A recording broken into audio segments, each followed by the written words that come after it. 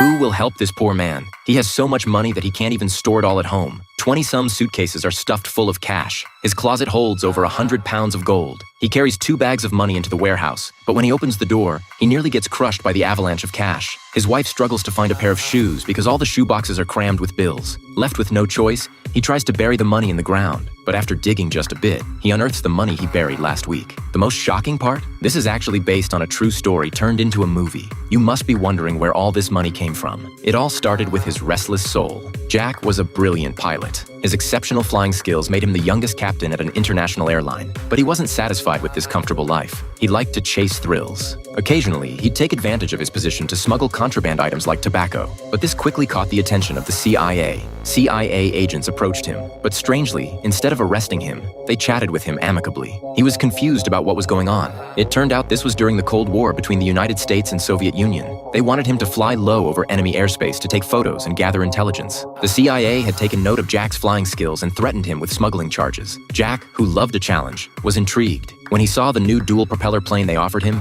he couldn't wait to get his hands on it and give it a spin. You could tell from his expression that he was pleased. Without even discussing it with his wife, he quit his decent job and became the CIA's dedicated pilot. But he had no idea how dangerous this job would be. Flying through enemy airspace under heavy gunfire was practically a suicide mission. Right after snapping photos, his propeller got hit by a bullet, immediately disabling the thruster. Jack's adrenaline spiked. Only by using his most incredible flying maneuvers did he manage to narrowly escape disaster. This filled his life with passion. To avoid his wife's suspicion, he'd change clothes before going home each time, pretending he'd just gotten off a normal shift. The CIA was very pleased with this and even gave him new assignments. Of course, none of this explains how he got so rich. But what happened next would quickly turn him into a multi-millionaire.